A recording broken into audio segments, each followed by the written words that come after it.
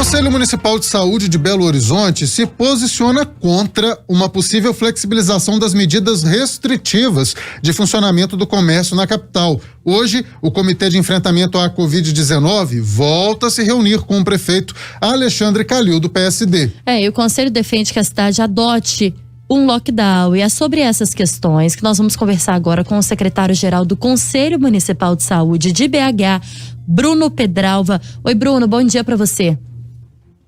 Bom dia, Thalita, bom dia, Léo, e a todos os ouvintes da Rádio Super. Bom dia. Bruno, no momento em que se discute uma possível flexibilização, mais uma possível flexibilização em Belo Horizonte, vem o Conselho Municipal de Saúde defendendo o lockdown. Por que essa defesa? Qual a situação hoje em relação aos leitos em Belo Horizonte? Bom, é importante toda a população de Belo Horizonte ter a clareza de que o sistema de saúde em BH, em especial o Sistema Único de Saúde, o SUS, que atende a maioria da nossa população, a maioria da população pobre da nossa cidade, ainda continua em colapso. A gente passou 3-4 semanas, as 2 últimas semanas de março e a primeira semana de abril, numa situação de evidente colapso. Quando a gente fala colapso, não significa que drama, o caos total e que a pessoa não vai ser atendida quando for no centro de saúde ou na UPA. Mas o atendimento, ele não está sendo, infelizmente, o que as pessoas precisam neste momento. Eu te explico em detalhes. A gente tem filas para acesso a um leito de CTI desde o dia 20 de março em Belo Horizonte. Ontem, apesar da taxa de ocupação dos leitos de UTI ter caído, a gente ainda tinha 100 pessoas aguardando um leito de CTI. Significa que as pessoas deveriam estar no CTI e não estão. Se elas não estão no CTI, elas estão precariamente atendidas numa UPA, que não é CTI, ou em algum hospital de menor porte, aqui na região metropolitana, que não dá conta de oferecer os serviços que o CTI ele disponibiliza. Nós tivemos 103 pessoas que morreram nas UPAs de Belo Horizonte, isso são dados dos trabalhadores da prefeitura, entre 26 de março e 7 de abril, né, que foi o tempo em que os colegas das UPAs, junto com o sindicato, fizeram esse levantamento. Isso significa que aumentou em 5 vezes o número médio de mortes numa UPA. E é morte por Covid, mas é também morte por infarto, por outros problemas. É claro, uma unidade de emergência tem, eventualmente, pessoas que morrem, mas aumentou em 5 vezes. E a gente tem relatos dramáticos de colegas trabalhadores e de usuários de familiares que vivenciaram situações de guerra, de faltar, às vezes, bomba de infusão para medicações que são muito sensíveis e têm que ser infundidas delicadamente, de forma muito regulada, né, na veia das pessoas. Faltaram respiradores em determinados momentos, as salas de emergência ficaram lotadas, tinha gente muito grave esperando CTI, atendida em enfermaria de UPA. Enfim, então as pessoas precisam ter a clareza de que o sistema de saúde ainda continua colapsado. E agora, para finalizar, imagino que é um assunto que a gente precisa aprofundar aqui nessa entrevista, essa situação que é quase que inenarrável, que é a situação de faltar medicamentos para intubação no nosso país. E aí é um problema que não é só de Belo Horizonte, é um problema nacional. Nós tivemos ontem relatos muito chocantes do Rio de Janeiro, em especial, de pacientes que estavam sendo amarrados, né, nos seus leitos, pacientes que estavam acordando, estando entubados, em função da falta de medicamentos. E não foi em 1 ou 2 hospitais, foram em vários hospitais de grande porte do Rio de Janeiro, das maiores capitais do Brasil. Se isso chegou a público neste momento, imagina o que está acontecendo no interior do Brasil, em outros municípios, que às vezes não tem tanta cobertura e repercussão de imprensa.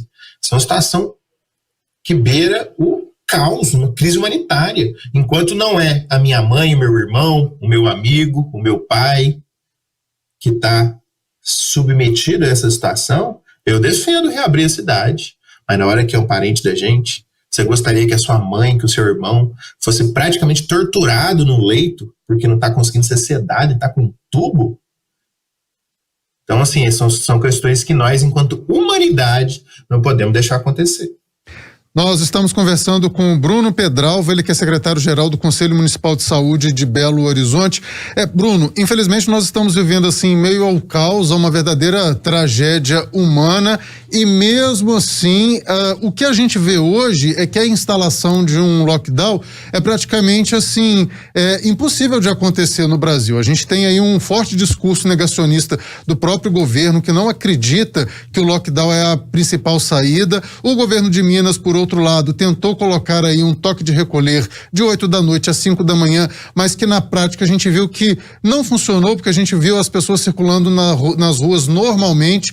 Durante o dia também teve essa restrição de só serviços essenciais estarem funcionando, mas também a gente acredita que isso não funcionou porque ônibus lotados, trânsito intenso nas ruas, ou seja, essas medidas de restrições que estão sendo colocadas pelos governantes que acreditam que a restrição de circulação ainda é a melhor saída, não estão funcionando na prática. O senhor acredita que diante assim de tanto discurso negacionista, de tanta dúvida de boa parte da população quanto à pandemia, ainda é possível um lockdown no Brasil? O senhor acredita que isso vai vir a ser uma realidade? Bom, Léo, é fundamental a gente lembrar que o lockdown, ele é uma medida sanitária que já existe, né? Já foi experimentada, estudada muito antes da Covid. A gente já viveu situações, né, em geral mais localizadas, em que ele foi necessário. Então, o lockdown é um remédio, como um antibiótico, como a cloroquina, como a ivermectina, só que é um remédio que funciona, ao contrário do que do que ivermectina e cloroquina. O lockdown é uma medida que já há boas evidências científicas de que ele funciona, inclusive, na pandemia da Covid. A Inglaterra, em especial, que é um exemplo muito claro, governada, inclusive, por um presidente de extrema-direita, adotou a medida, e a medida foi fundamental para diminuir o número de mortes na Inglaterra, no Reino Unido. Somado, claro, à vacinação, mas o próprio presidente Boris Johnson do Reino Unido, né, o primeiro-ministro, melhor dizendo, desculpe, ele ontem deu declarações que circularam no mundo de que eles atribuem, né, a queda de mortes e a queda do número de infectados no Reino Unido ao lockdown, muito mais do que a vacinação, porque a vacinação ainda caminha no Reino Unido, está muito melhor do que a gente, né? Acho que eles já estão com quase mais de 40% da população vacinada, mas ainda não é o suficiente para fazer a imunidade de rebanho lá na Inglaterra. Segundo, a gente reconhece que o lockdown é uma medida muito difícil, em especial pela falta de apoio social financeiro dos nossos governos. Sim. É óbvio que as pessoas no Brasil, com uma taxa de informalidade de 40%, 50%, têm muita dificuldade, ganham pão do dia a dia, saem de casa para ganhar, para fazer para botar comida no prato naquele momento. E é natural, é óbvio, né, que essas pessoas vão à luta pela sobrevivência. Só que não são essas pessoas que estão fazendo carreata em Belo Horizonte contra o lockdown. Não são essas pessoas que estão batendo panela na porta do Calil. Quem está batendo panela na porta do Calil são os empresários que têm uma margem de lucro acumulada nesses últimos anos, que com certeza conseguiriam superar a pandemia com muita facilidade. Não é o pequeno proprietário lá do bairro, de um comércio pequeno, de uma padaria pequena, que está sofrendo sim, que precisa de ajuda. Essas pessoas, os pobres que saem para ganhar o pão, estão morrendo nas UPAs, sem assistência adequada. Os pobres e os pequenos comerciantes estão sofrendo com o colapso do sistema de saúde. Então, é evidente que um governo, num momento de guerra como nós estamos, tanto o governo federal quanto as prefeituras dos estados tem que se endividar. Não tem dúvida, gente. A prefeitura não se endivida para fazer grandes obras na cidade, financia 30, 40, 50, 100 anos para pagar, e agora nós não vamos nos endividar para conseguir garantir o ganha-pão, né, o auxílio emergencial para as pessoas. E digo mais, o Zema e o governo estadual acabou de fazer um acordo com a Vale, 35 bilhões, até pouco pelo tamanho do crime que cometeu a Vale, em Mariana e em Brumadinho, mas cadê esse dinheiro? Por que você não usa parte desse dinheiro para, neste momento de calamidade, socorrer as pessoas? Faz um auxílio emergencial mineiro, para as pessoas conseguirem ficar em casa. Enfim, eu queria só apontar isso. Nós não defendemos o lockdown como medida que vai prejudicar os pequenos comerciantes ou os pobres. O lockdown é uma medida para salvar as vidas, porque eu volto a repetir. Certo. Quando é um parente seu que está morrendo sem assistência, a coisa muda de figura. Quando é uma notícia de jornal, seu coração dói menos, mas eu quero ver o que eu vivi e estou vendo da angústia dos meus colegas que estão dando plantões nas UPAs de Belo Horizonte e de familiares. Te passa uma lista de pessoas que estão chocadas, traumatizadas, porque perderam o pai, a mãe e o irmão sem a chance de ir com CTI. É isso que aconteceu nessas últimas 3-4 semanas na cidade. O Bruno, em relação aí à questão do acordo da Vale, só para lembrar os nossos ouvintes, né, e para a gente trazer a informação aqui, de que parte do recurso vai ser direcionada da Assembleia Legislativa ao FMG para a vacina contra a Covid-19. O Bruno, tem uma questão também, inclusive nós trouxemos há pouco a CDL, uma entidade muito forte, a gente sabe, que pressiona a Prefeitura de Belo Horizonte para a reabertura do comércio. Então a gente tem de um lado a CDL, que pressiona a Prefeitura de Belo Horizonte, o governo de Minas Gerais, que deve anunciar, nós apuramos isso ontem com empresários que foram chamados pelo governador Romeu Zema para uma reunião ontem pela manhã, de que o governo de Minas vai retroceder a fase do Plano Minas Consciente, colocando, portanto, Betim, Belo Horizonte, Contagem e outras cidades da região metropolitana, como Sarzeto, por exemplo, no Plano Minas Consciente, mas na fase vermelha, ou seja, quando o comércio não é essencial, ele é permitido funcionar, né? E aí outras situações também são permitidas. Então a gente tem a CDL, o governo de Minas, que deve anunciar isso amanhã, com o decreto publicado no sábado. E a gente tem, por outro lado, a Prefeitura de Belo Horizonte, que tenta tomar atitudes desde o começo da pandemia, inclusive fechando o comércio mais uma vez, antes mesmo da onda roxa, e o Conselho Municipal de Saúde defendendo de forma rigorosa o lockdown. A conversa entre essas quatro instituições, a conversa entre vocês, para que um acordo mínimo possa ser conversado ou possa ser dialogado, ou não existe uma conversa e a situação piorou agora com esses casos que chegam cada vez piores e maiores? Bom, é muito importante a gente relembrar, né, que a gente viveu em Belo Horizonte entre o dia 12 de março até o final do mês de março, o período com maior RT, que é o índice de transmissão da Covid, da história de Belo Horizonte, desde o início da pandemia.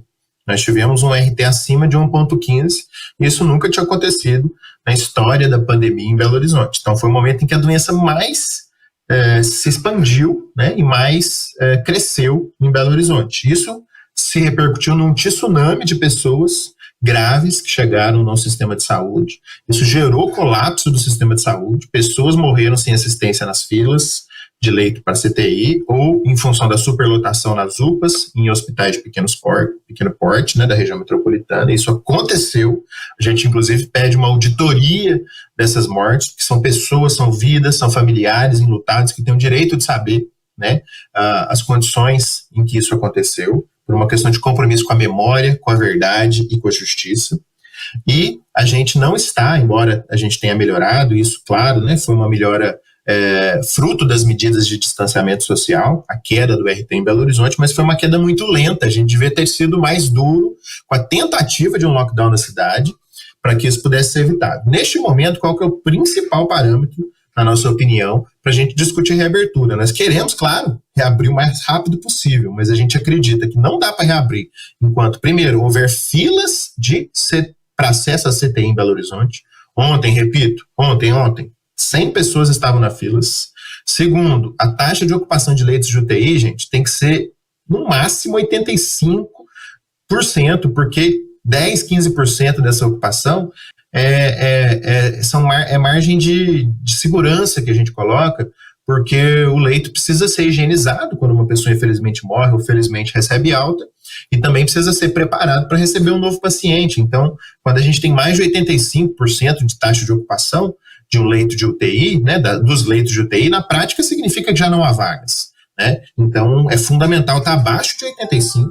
E terceiro, nós precisamos garantir as medicações que neste momento estão em falta, não só em Belo Horizonte, ou há risco de desabastecimento em Belo Horizonte, mas em todo o Brasil, em função das atrapalhadas, né, do Ministério da Saúde. O Ministério da Saúde confiscou toda a produção nacional de medicamentos para intubação e, de duas uma, ou não está dando conta de distribuir adequadamente, ou a indústria não está dando conta de produzir em função da alta demanda, e estão faltando medicações em alguns municípios do Brasil para pessoas que estão entubadas, que é uma situação que a gente já discutiu que é gravíssima. Pra vocês terem uma ideia, só um parêntese aqui, em Belo Horizonte, sim, uma das medicações mais usadas, que é o fentanil, a gente usava 1.043 ampolas por mês. E passamos a usar 18.700 ampolas nessa última onda da Covid. Isso significa um aumento de mais de 1.700% no consumo de uma medicação que é fundamental